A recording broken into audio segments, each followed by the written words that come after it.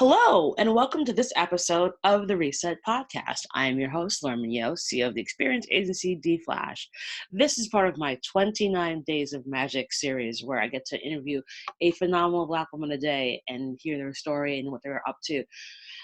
This week's episode, I've got the amazing Sheereen Miller-Russell, who's Group Vice President, National Sales and Partnerships at OWN. It's a mouthful, and she's busy. Fantastic. She's also a mom to two amazing boys. And we're going to talk about how she got to have this mouthful of a title and many other things and her journey. It's going to be a great conversation. Take a listen. Hey, Sheereen. Hello. Great to have you on the show. I'm quite delighted and thrilled to be here and excited for what the next few minutes will bring and what great conversation will evolve. Awesome. So, as you know, every episode starts out the exact same way, and I'm always fascinated by the answers, and I'm sure yours would be no different. So, Sheereen, what was your first job? My first job, believe it or not, was working for a newspaper in customer service. It was the first job because it was where my dad worked at the Charlotte Observer in Charlotte, North Carolina, and so it was an opportunity to join his paper and work in customer service and deal with, many patrons who at that time were disappointed when they wouldn't get their Sunday paper or their paper. So customer service was my first entree into work. Wow. And Yeah. how old were you?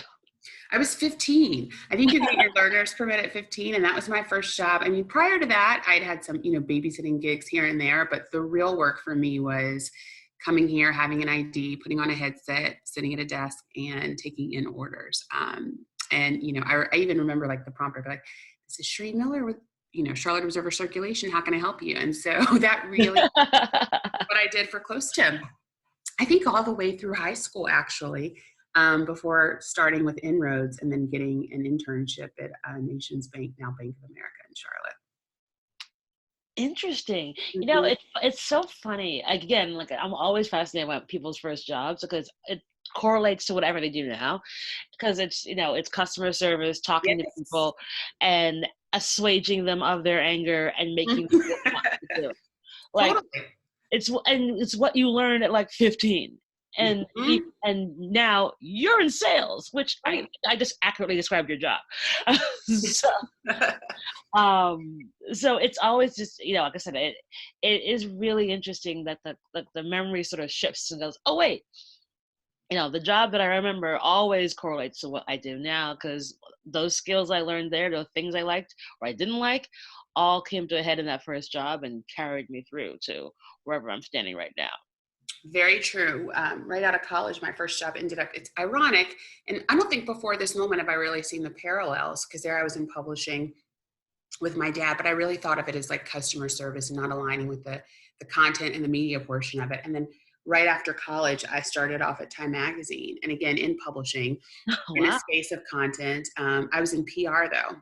And that was really more me making the phone calls to get and generate awareness for the magazine and some of our writers and reporters, and then eventually migrated to marketing. But it's interesting because I never really even thought about the fact that they check a lot of the same boxes. Yeah, it's always cool to sort of just have people kind of harken back and realize, of course that was. Right. So you went from the customer service department to having a chat with me right now. How'd that happen? What's been your journey? It has been a really special journey, I have to tell you. I migrated from North Carolina to New York close to 20 years ago. And I was really chasing the dream of the, big city of dreams, and I absolutely thought that's what it would be for me right off the bat. I was leaving, I went to school at Wake Forest in Winston-Salem. I spent the bulk of my adolescence and my childhood in teenage years there in Charlotte, North Carolina. And I just desired so much to be in the big city with the lights and the flash and the fun. And I quickly got here and realized that I didn't make enough money for the flash and the fun.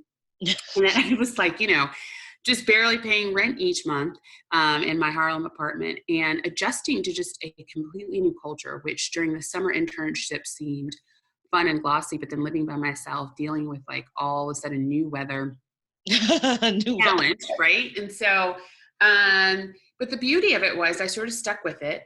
Or I had sort of made this promise with my dad that after 4 years, I would migrate back home, that I would just get New York out of my system. And it was around year 4 that I would meet the man that I would end up marrying, that I would also develop sort of a sense of what my skill set was as far as marketing, and my career was beginning to take off, and I was getting access to unique rooms and publishers and leaders who were giving me access to opportunity and showing me a whole new world and investing in my skill set. That 4 years really became the part of where things sort of turned up for me.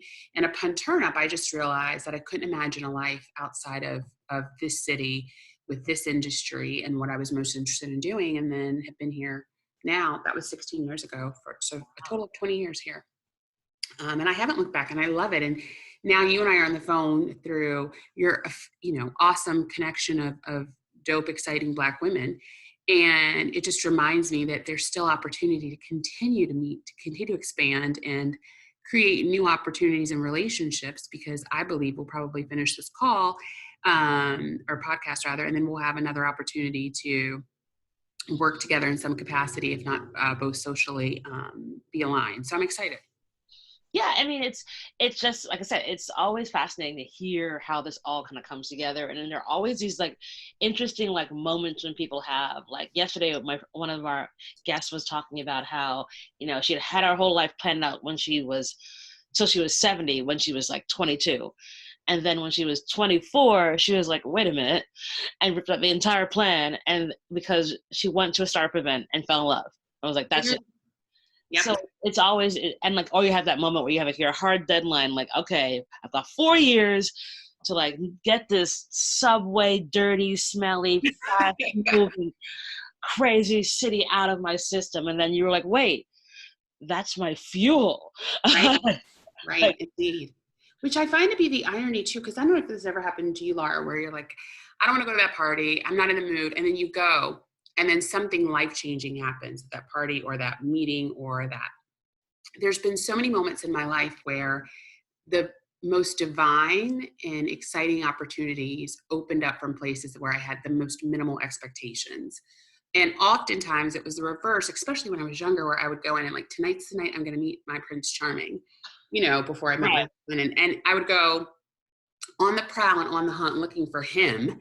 And he was never there, nor did he ever show up in those settings. And career-wise, it's also been the same, where the opportunities that always came knocking, that I sort of thought to myself, that doesn't really inspire me, I don't think that's for me, have been the opportunities that have just sort of blown me away and given me additional access, and enriched me in a way that I never could have anticipated. And such is even the case where I am now with OWN. And that when the original call came, I thought, I've just had my second son. I'm enjoying that.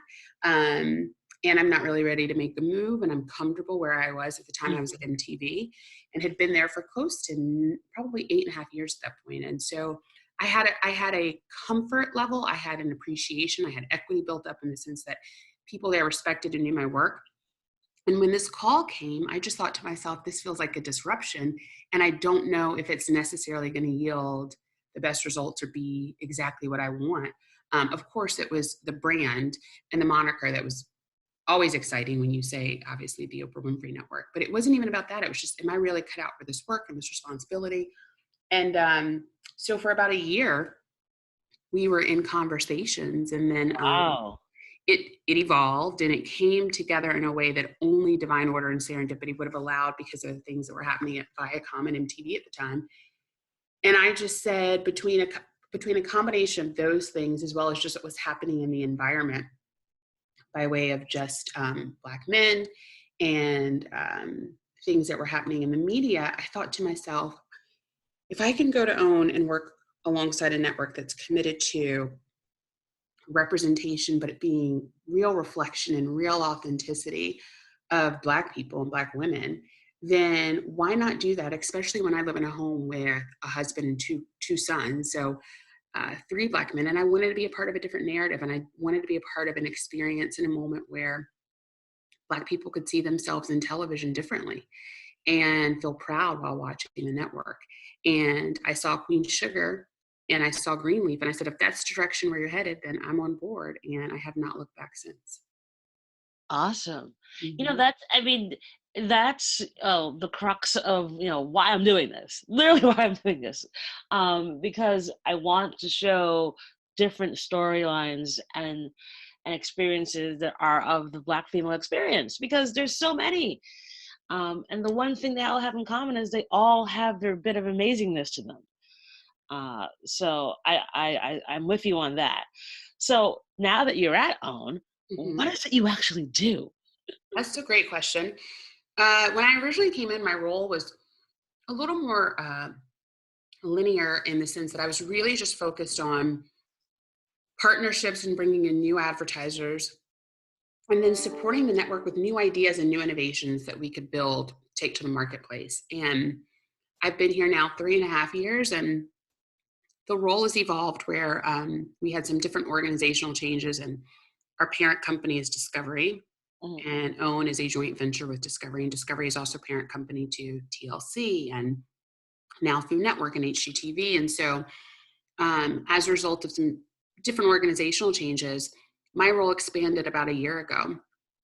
And in that role, I'm now working very closely with the president and helping her identify opportunities that we can monetize and create um, branded partnerships around. So, supporting her in development, working in the space of our research. And what we've honed in the last few years that I've been here, we've identified that we really have this unique and beautiful cohort of Black women, 25 to 54.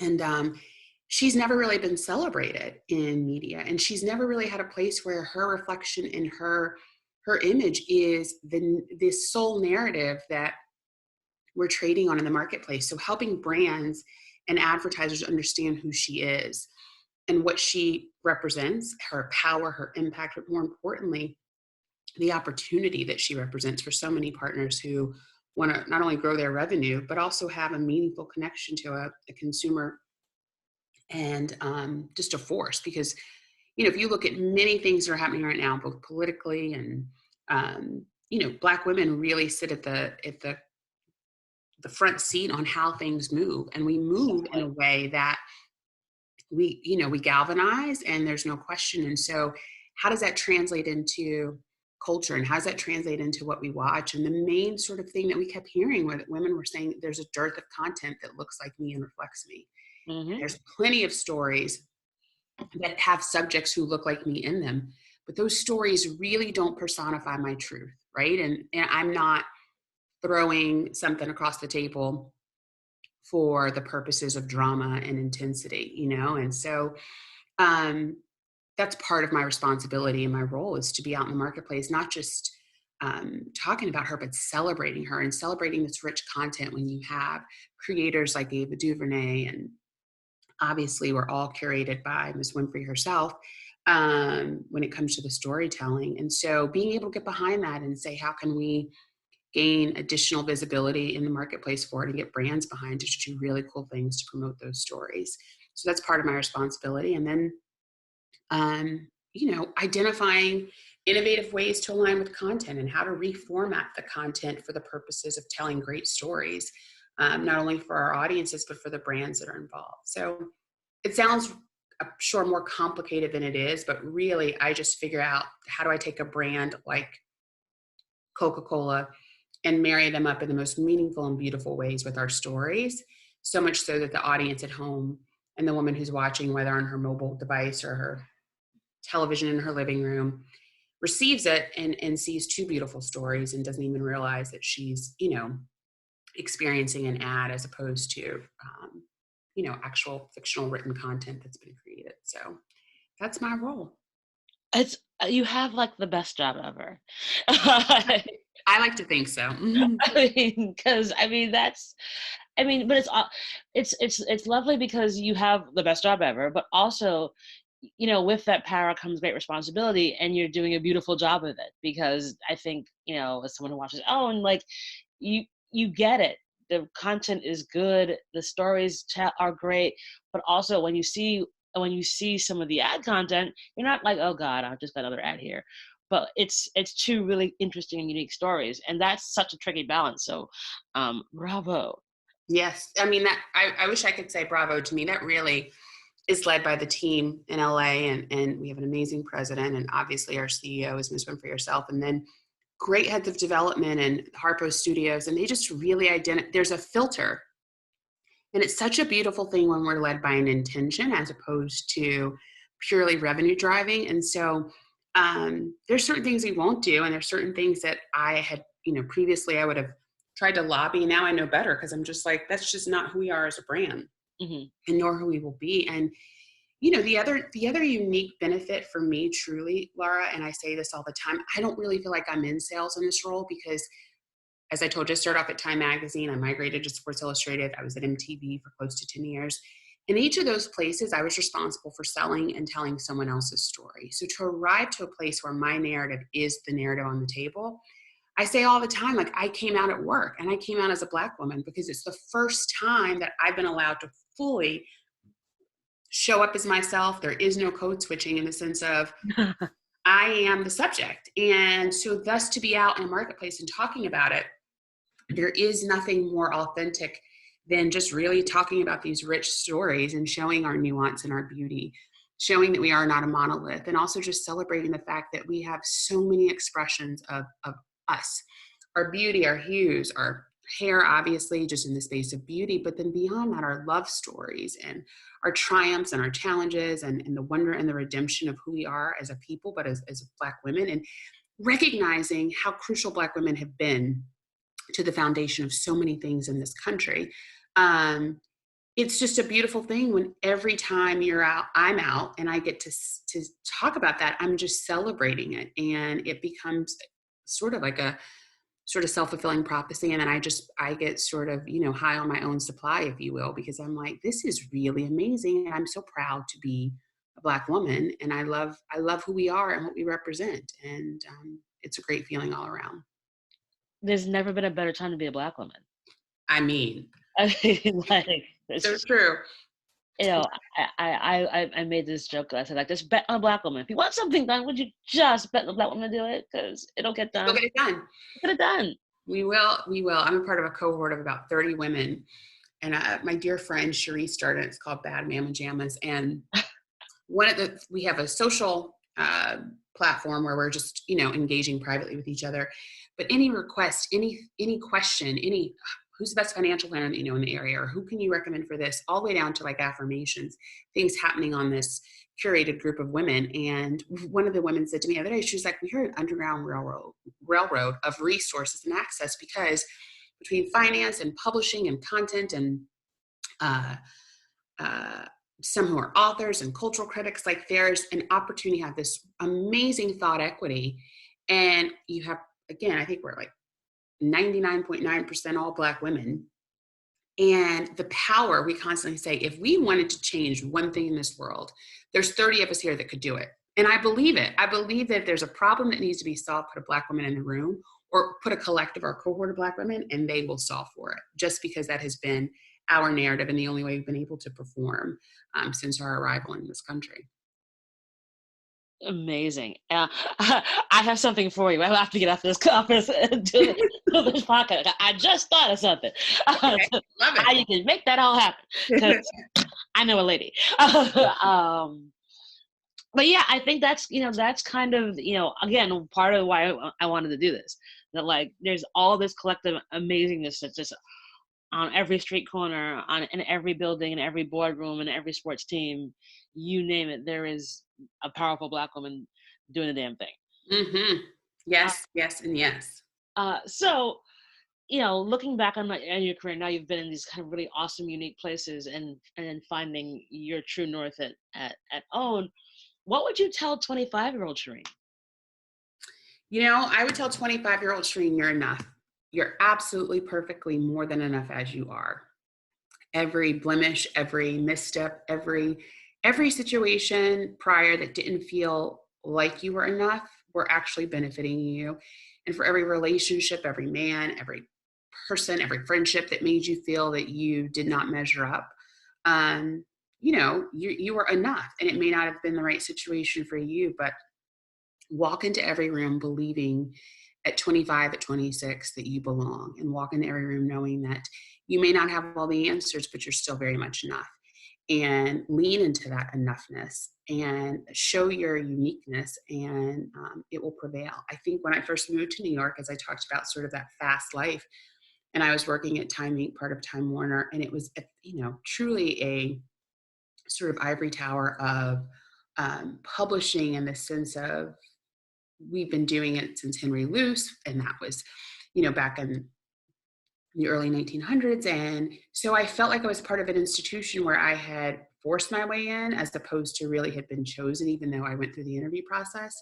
Mm-hmm. And so I didn't feel like I belonged for quite a while, because I was around literary critics and these really, really fascinating and encultured individuals. And I thought, I'm just a Southern Black girl from Charlotte, and I don't belong. And it's so obvious.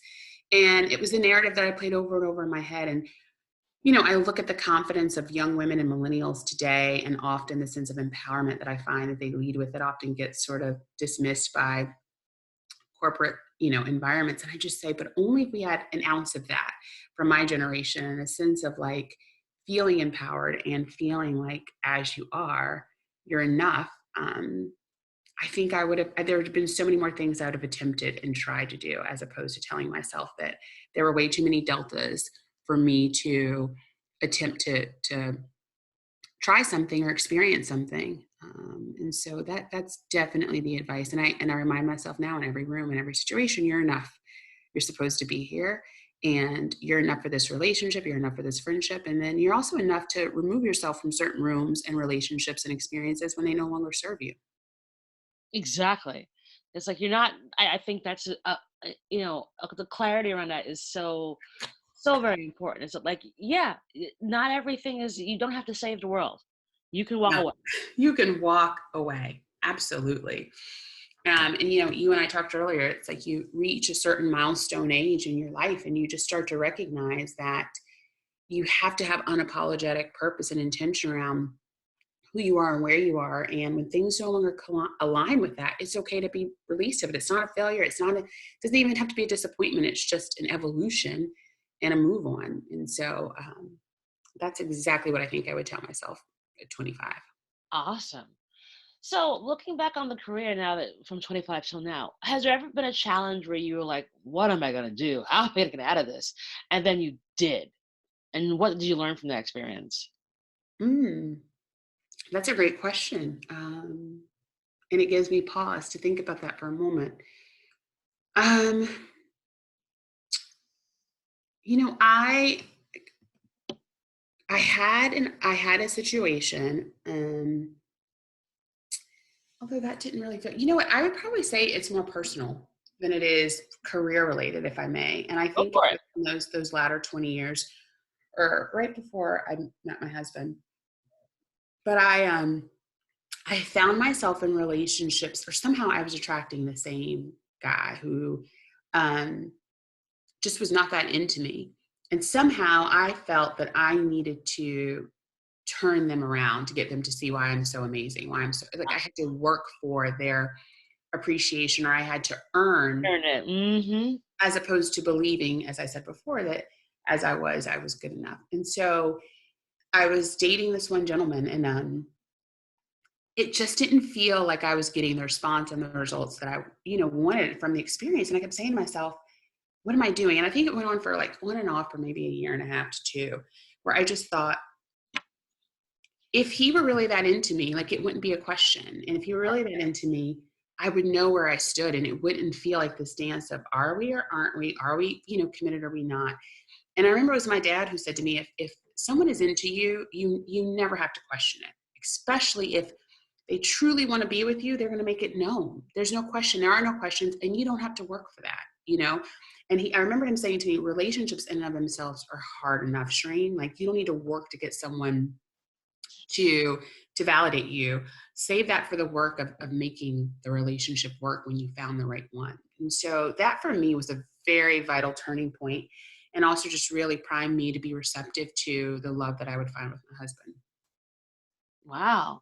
Mm-hmm. Yeah, no, I think that's a really impactful story to tell about a challenge in our life, especially as Black women, because like this is a problem. But I think we're all guilty of doing some of similar things. And I mean, there's crack down all the psychology around that as to why we have those feelings, and it takes a while for us to remember that we are enough. It also it's one of those things where it affects so many different parts of your life because of when you're in those sorts of circumstances, because Mhm. like you're running around on the hamster wheel trying to get to the cheese, and it's just like not happening. Uh, Right. and Right. then and in the end that affects your work, because like I'm sure that once you found your husband, it was much more like, oh, like the sky is brighter, my ideas are better, I just feel stronger, I'm supported, and I just go for more. Yes. Yes. Yes. 100%. That's exactly right. It's that feeling of I'm safe, I'm enough, and thus, really, I don't need to compete with any of you know to get any mind share with him. Like I at the end, they occupied the space that I was supposed to, and I felt like I was great. And thus then it was like, what can we do and what can we build together, which was completely different. So you're 110% right. Yeah, it is that feeling. Oh, one day I will find it. Yes, and yes, and with our network we can definitely help make that happen. I'm Oh, believing not that. enough. Yes, yes, and yes. See, all these plans for world domination, Shireen. Yes. You were right. So now that you've been in the role for over 3 years, and and done so much, what's next for you? Like how else are you flying and striving? I have really loved working alongside our president, our team, and seeing how content is created. And one of the things that I have dreamt of doing for the last, I mean, even well before I came to OWN, believe it or not, was that I just realized I have two sons, and my oldest at the time might have been 4 or turning 4, and that he just was looking for himself. He was looking for images of himself in stories. He was looking for himself in, you know, the books we would read, and of course we curated a library in the home full of books for pre-K and older ages of as many books as we could find, honestly. But then when he started to get access to television, he would say, I remember him coming to my room one day and saying, why don't Black people get to make television and movies? And I was like, what makes you say that? He was like, because there's no television stories or movies about boys who look like me. And in that moment, I thought to myself, not only is he right, but he's looking for himself. And how many children aren't looking for themselves? And how many, we're all at the end of the day, what I found at OWN, like our theme is, see yourself here. And seeing yourself gives you a sense of confidence, because it's not only do you realize that your story or your reflection matters, it's someone else is living like me. And thus it just gives you a sense of belonging. And for young Black children, primarily Black boys, to grow up not seeing stories that are written about them, and not just one as a character in, a host of 4 or 5 characters, is something that hasn't really existed. And so my dream would be to create animated content, as well as,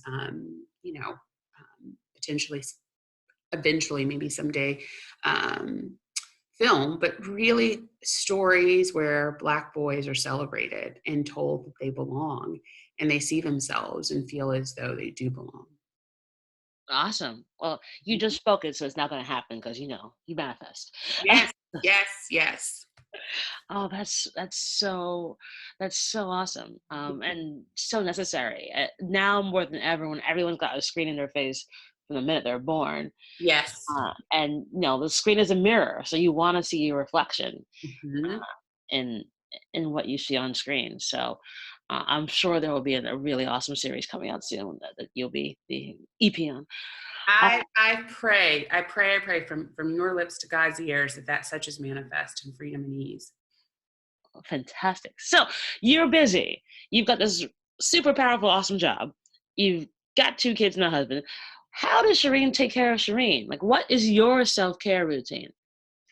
That's a great question. Today, I will tell you, part of my self-care routine included um, a hot, like, infrared sauna and then cryotherapy right after, which was the first time I did it, and amazing. And part of that self-care also meant being away this morning from 8 till about noon by myself.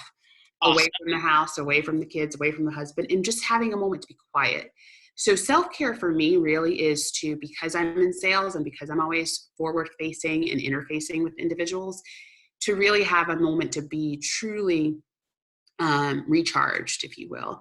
And recharge for me means not being in service to anyone else, including the family. And it means just being able to also be a bit sporadic and spontaneous with the calendar, because I find that Monday through Sunday, our day is itemized by, we have to be here, we have to go here. And so much is dictated by the demands of the office as well as the demands of our children and just our social lives, that when I can find a couple empty hours to be by myself with an aimless agenda other than to just fall into whatever I find or let it find me, I'm joyful. So that was my morning. I typically try to work out 3 to 4 times a week. I've just discovered Orange Theory via a Aha. friend, and Orange Theory has become my jam. Like I used to run track. And so for me, Oh, me too. oh, so I was a sprinter. I don't know if you were long Yeah, distance. totally a sprinter. 4x1, 110-meter hurdles, and Yeah. 400. Okay. We ran the same races, sis. So We, yes. Yes. So for me, Orange Theory really feels like a muscle memory experience in that it's those quick bursts. It's not a really long distance, but it's the power and it's the speed. And it just makes me feel reconnected to that experience, but also empowered when I finish. So I would say over the last year and a half, there was so much transition and change happening professionally. And I just really lost sight of how to eat my best and work out my best and be at my best. And so I gained weight that I'm like, I have to get this off. But beyond the weight, I've learned to sort of surrender looking at the scale and just become really happy with how great I feel when I'm eating well and eating clean, and then taking care of myself with alone time, and then just getting physical and getting into Orange Theory. Or this past week at lunch, I left, believe it or not, and went across the street and did an hour-long yoga session, which for me felt so very scandalous. Like, oh my goodness, I'm leaving the office in the middle of the day. I have not done that in at least 5 years. okay. But I've been able to just sort of reclaim some of my time, and in doing so, figuring out ways to be of service to myself. So I'm very grateful for that, and a little less travel. 75% of my job for the last 3 years has been travel and being out on the road. And so to have put a pump a break a bit on that and become more deliberate and thoughtful about how often I travel and how long I'm going to be away is also just really been a boost to my overall wellness. So I'm grateful for that too. I'm glad to hear that you have time for yourself. I'm like, you're totally busy. I believe in self-care and time. And I love, this is the only other thing I would add to that, Laura, is like, I love beauty products. So Same. whenever I can like go and just like lather myself in stuff or buy a bunch of goodies to come home and try, that also for me is indulgent and fun. So that's part of what I did today too.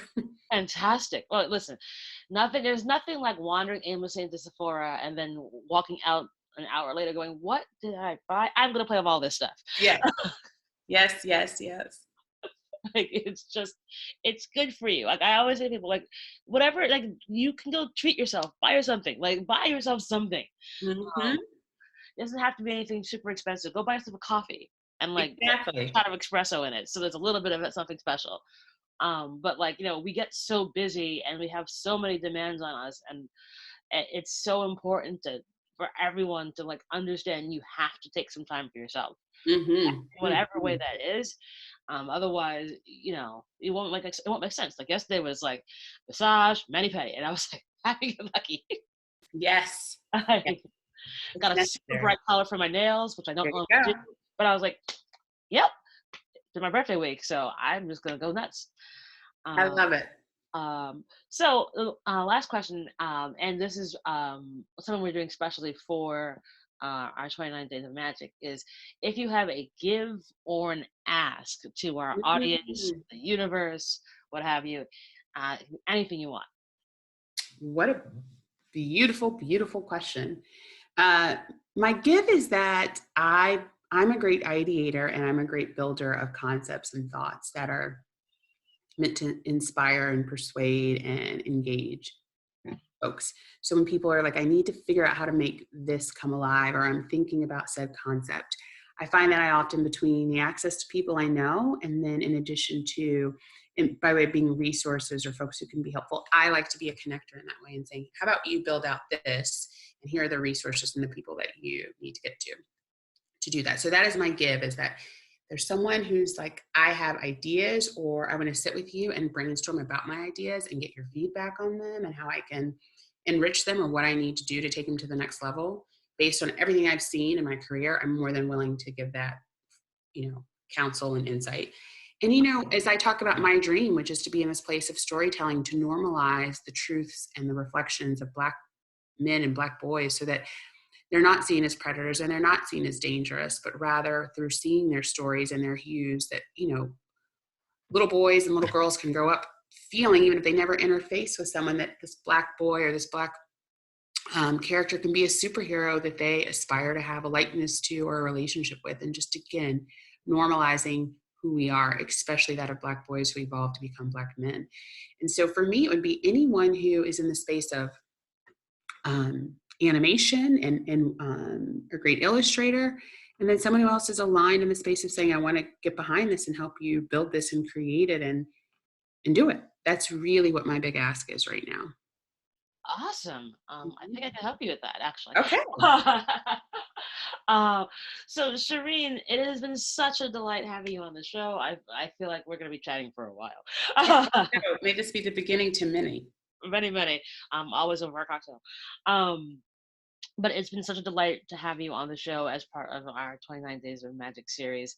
And we'll put all your information in the show notes so folks can find ways to get in touch and see how some of the amazing stuff you do. It will be fantastic. So thanks again. Thank you. And I, again, just have to salute you and say this is a beautiful, beautiful idea, intention. And I'm excited and thrilled to see that you have an idea and then you make it happen within like a moment. So that is also incredibly inspiring. So thank you for inspiring me with that. Yes. Awesome. Thanks so much. And that is our show.